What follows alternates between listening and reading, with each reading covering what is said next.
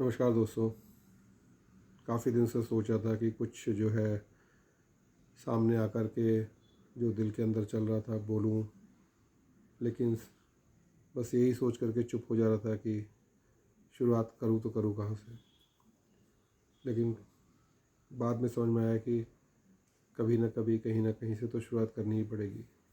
तो आज जो है मैं ये सोच रहा था कि एक जो हम लोगों की सबकी लाइफ हो गई है, इतनी बिज़ी हो गई है कि हम लोग जो है घर में रह कर के भी एक दूसरे से फ़ोन पे ही रहते हैं, बातें नहीं हो पाती हैं।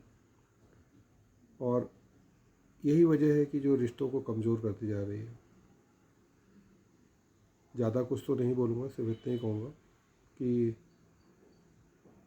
सभी लोग ने बचपन से सुना है कि पर्सनल और प्रोफेशनल लाइफ को जो है बैलेंस करके चलो। तो मैं सिर्फ इतना ही कहूँगा कि लाइफ में बहुत सारी चीज़ें ऐड ऑन हो रही हैं, जैसे कि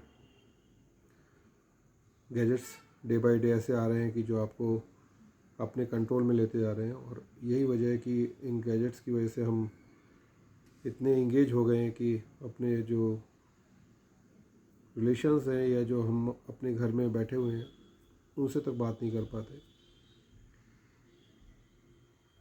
तो शायद यही सही समय है कि एक बाउंड्री लाइन ज़रूर होनी चाहिए। अगर वो बाउंड्री लाइन खींच दी तो जाहिर सी बात है कि बहुत कुछ बचा सकते हैं। तो उम्मीद करता हूँ कि जो है आप मेरी बात से सहमत होंगे, और शायद आप करते भी होंगे। लेकिन मैंने शायद अपनी तरफ से बताना इसलिए उचित समझा कि मुझे लगा कि जो मन में है वो तो बाहर आना चाहिए, बोलना चाहिए।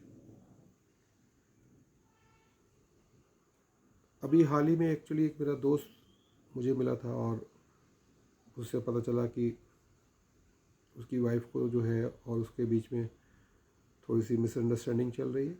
और करीब 2 साल हो गए उनको बिना बात किए हुए एक ही घर में रहते हैं।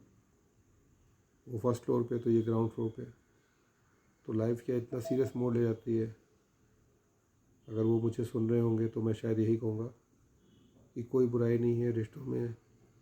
सॉरी कहने से अगर सब चीज़ समझ जाती है तो एक सॉरी वर्ड से जो है आपके रिश्ते सुधर सकते हैं। मैं यही चाहूँगा कि रिश्तों को बचा के रखिए, बहुत कीमती होते हैं और मुझसे बेहतर तो कोई शायद ही बता पाएगा। तो कोशिश करिए कि समय निकालिए। गैजेट्स के बाहर भी दुनिया है। पहले भी दुनिया होती थी, इसलिए शायद जॉइंट फैमिली होती थी।